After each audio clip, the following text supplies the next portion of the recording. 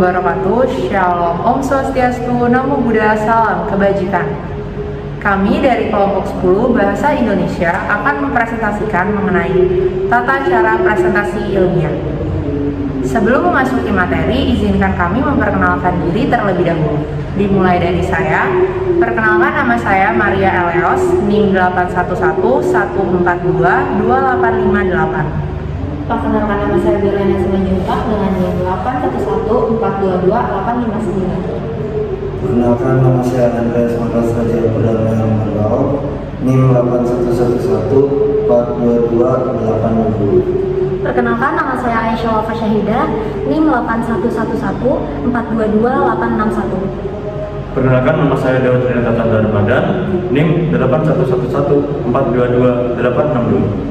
Perkenalkan, nama saya Sujud Retial, NIM 8111422-863. Presentasi melibatkan persiapan dan penyampaian suatu pokok bahasan kritis dalam bentuk yang logis dan ringkas, sehingga menghasilkan komunikasi yang efektif. Presentasi dapat disebut juga kegiatan berbicara di hadapan publik untuk mengkomunikasikan secara efektif suatu pokok bahasan yang merupakan informasi mengenai suatu gagasan atau objek. Definisi presentasi sendiri adalah jenis presentasi yang memaparkan hasil dari karya ilmiah yang sudah dilakukan sesuai prosedur penelitian. Dengan menggelar presentasi, penyaji dapat mensosialisasikan tentang isi karya ilmiah kepada publik. Mensosialisasikan di sini dalam artian menyampaikan gagasan atau pendapat dari hasil temuan penelitian, pemikiran kritis, atau informasi dalam dunia akademik dan pendidikan. Sebelum kita membahas tujuan penyampaian presentasi ilmiah, kita harus memahami terlebih dahulu apa itu tujuan presentasi. Tujuan presentasi yang pertama adalah menyampaikan informasi yang biasa, penting, dan bersifat rahasia. Tujuan presentasi yang kedua adalah mempengaruhi audiens atau pendengar dengan suatu gagasan audiovisual. Yang ketiga, tujuan presentasi adalah memotivasi dan menginspirasi audiens agar tujuan penyampaian gagasan bisa lebih mudah dimengerti. Selanjutnya, tujuan presentasi adalah memiliki tujuan membuat audiens atau pendengar bisa mencetuskan ide atau gagasan baru sesuai keinginan yang melakukan presentasi. Selanjutnya, tujuan presentasi adalah promosi atau memikat bagi audiens. Selanjutnya, tujuan presentasi adalah memberikan materi pembelajaran agar mudah dipahami pendengar atau audiens. Tujuan presentasi juga menyampaikan sebuah berita dalam bentuk fakta yang faktual, serta menuturkan sebuah cerita menjadi lebih sederhana dan mudah dipahami oleh audiens atau pendengar. Presentasi juga menyampaikan permasalahan, solusi, dan cara kerja. Setelah kita mengetahui tujuan dari presentasi, maka kita dapat menyimpulkan apa itu tujuan dari presentasi ilmiah. Tujuan-tujuan dari presentasi ilmiah yang pertama adalah mengenalkan suatu fenomena yang terjadi pada bidang tertentu sehingga orang lain sadar dan tahu akan hal tersebut. Selanjutnya, memberikan solusi atas suatu permasalahan berdasarkan landasan teori, metode, dan analisis yang komprehensif serta terstruktur. Yang ketiga, membuktikan kebenaran dari suatu fakta sehingga menghilangkan kerancuan yang selama ini muncul. Selanjutnya, memberikan informasi dan pengetahuan baru mengenai suatu hal. Lalu, membuktikan kapabilitas yang dimiliki oleh seseorang, praktisi maupun pelajar. Dan yang terakhir, mengembangkan ilmu pengetahuan dan merangsang ide-ide baru yang bisa ditindaklanjuti oleh peneliti yang lain. Dalam melakukan presentasi ilmiah, ada beberapa etika yang harus diperhatikan, yaitu yang pertama, penyaji perlu memberi informasi kepada peserta secara memadai. Informasi tersebut akan dipahami dengan baik jika peserta memperoleh bahan tertulis, baik bahan lengkap maupun bahan presentasi PowerPoint. Jika diperlukan, bahan dapat dilengkapi dengan ilustrasi yang relevan. Apabila bahan ditayangkan, harus dipastikan bahwa semua peserta dapat melihat layar dan dapat membaca tulisan yang disajikan. Yang kedua, penyaji menyajikan bahan dalam waktu yang tersedia. Penguasaan waktu merupakan hal yang perlu diperhatikan oleh penyaji. Penyaji perlu merencanakan penggunaan waktu dan menaati panduan yang diberikan oleh moderator. Kepandaian seorang penyaji adalah menempatkan diri dengan waktu yang diberikan. Kemampuan menjelaskan sesuatu dalam waktu singkat dan padat merupakan bukti kepandaian dan penguasaan materi oleh penyaji. Bagi mahasiswa, dalam melakukan presentasi skripsi, tesis, karya ilmiah, ada batas waktu yang harus ditaati. Yang ketiga, penyaji menaati etika yang berlaku di forum ilmiah. Hal itu karena forum ilmiah merupakan wahana bagi ilmuwan dan akademisi dari berbagai disiplin ilmu saling asah otak dan hati secara bertukar berbagai informasi akademik, baik sebagai hasil pemikiran maupun hasil penelitian. Dalam forum tersebut, ada beberapa peran yang dimainkan oleh aktor yang berbeda, yakni penyaji, pemandu, notulis, peserta, dan teknisi. Semua pihak wajib melakukan tugasnya dan menjaga agar jalannya presentasi ilmiah dapat berjalan dengan lancar sesuai dengan aturan main yang telah diterapkan. Etika bagi komponen-komponen yang mengikuti kegiatan presentasi ada 4. Yang pertama, penyaji. Jika penyaji menyajikan data, penyaji harus secara jujur menyebutkan apakah data itu hasil penelitiannya ataukah diambil dari sumber lain. Jika diambil dari sumber lain, harus disebutkan secara lengkap sesuai dengan kelaziman dunia ilmiah. Yang kedua, ada peserta. Etika yang harus dijaga oleh peserta antara lain sebagai berikut. Yang pertama, setiap peserta harus jujur pada diri sendiri. Maksud jujur di sini adalah dia akan bertanya jika memang tidak tahu, akan mencari klarifikasi apabila masih bingung atau belum yakin, akan mengecek apakah pemahamannya sudah benar ataukah belum, dan sebagainya. Selain itu, setiap peserta wajib menghargai pendapat atau gagasan orang lain, dan hal ini mensyaratkan bahwa dia wajib menyimak apabila ada orang yang berbicara atau bertanya. Misalnya, ketika orang lain telah mengusulkan gagasan, dia tidak akan berbicara seolah-olah dialah pengusul pertama gagasan tersebut. Ketika pertanyaan telah diajukan oleh peserta lain, dia tidak akan mengulangi pertanyaan itu lagi. Ketika peserta lain telah menyatakan sesuatu dan dia menyetujuinya, dia dapat mengungkapkan dukungannya. Terkait dengan perilaku bertanya, untuk memperoleh klarifikasi atau informasi, satu kewajiban penanya adalah menyimak jawaban dari penyaji. Akan lebih bagus jika penanya menunjukkan apresiasi positif terhadap jawaban yang telah diberikan. Apabila dengan terpaksa penanya meninggalkan ruangan sebelum jawaban diberikan, dia wajib meminta maaf dan meminta izin untuk meninggalkan ruangan. Yang ketiga, ada moderator. Jalannya forum ilmiah banyak ditentukan oleh moderator sebagai pemandu jalannya acara. Ketika yang harus dijaganya adalah bahwa dia harus adil. Maksudnya adil di sini adalah semua peserta sedapat-dapatnya memperoleh kesempatan yang relatif sama dalam berpartisipasi aktif selama forum berlangsung. Dan juga keseimbangan dalam hal waktu atau jumlah penanyanya yang boleh diajukan oleh peserta. Selain adil, seorang moderator juga harus menaati jadwal atau waktu yang telah ditentukan. Moderator seyogianya tidak terlalu banyak mengambil waktu untuk berkomentar yang tidak fungsional, dan moderator harus mengatur waktu yang digunakan oleh semua pihak, baik pihak penyaji maupun peserta.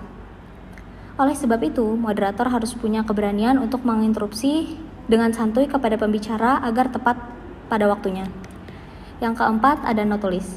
Semua hal yang terungkap selama forum, baik inti uraian penyaji, pertanyaan maupun jawaban perlu dicatat secara rapi oleh notulis.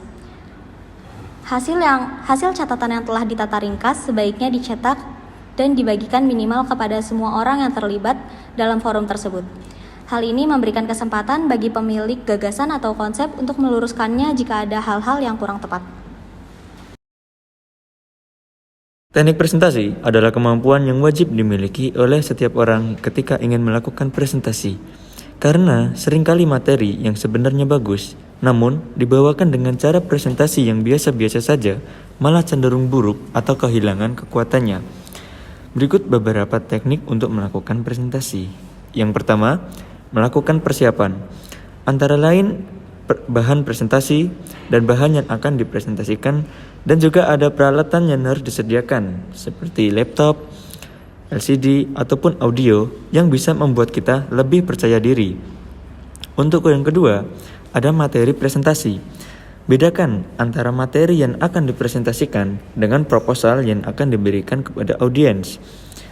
Kemudian untuk yang ketiga, pada saat presentasi diusahakan datang lebih awal dari waktu yang ditentukan dan jangan terlambat.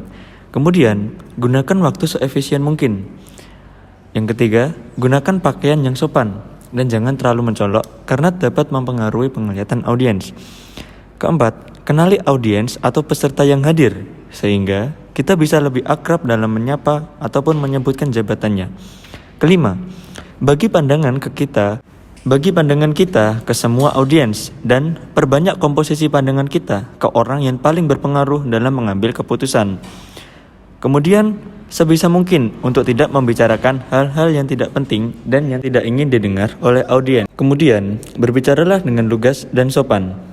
Yang terakhir, atur intonasi suara, jangan terlalu keras dan jangan juga terlalu kecil.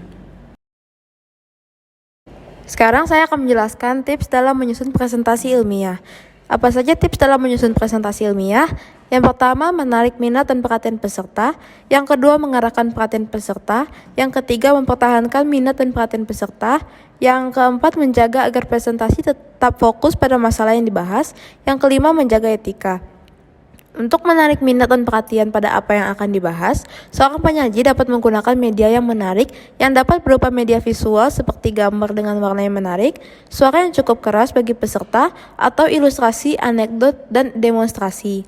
Selanjutnya, perhatian mereka perlu diarahkan pada fokus pembahasan dengan cara yang menarik pula, dengan memanfaatkan informasi latar belakang peserta. Perhatian mereka perlu dijaga atau dipertahankan dengan cara menjaga agar suara tidak monoton dan dengan menggunakan variasi media. Dalam hal ini, multimedia sangat membantu. Akan tetapi, apabila perangkat keras sangat terbatas, paling tidak cara berbicara yang perlu divariasi. Alur presentasi perlu dijaga agar tetap fokus dengan menyatakan terus terang, fokus pembahasan dan penyaji memahami bahan yang telah dipersiapkan serta memberi penjelasan singkat dan padat mengenai butir-butir tersebut. Untuk menjaga agar presentasi tetap fokus pada makalah yang dibahas, penyaji harus menaati bahan yang telah disiapkan. Untuk menjaga etika dapat dilakukan dengan cara menghindari hal-hal yang dapat merugikan atau menyinggung perasaan orang lain. Selanjutnya saya akan menjelaskan tips dalam melakukan presentasi. Yang pertama ada mempersiapkan diri dengan baik. Dengan adanya persiapan, tentunya bisa memberikan presentasi yang baik.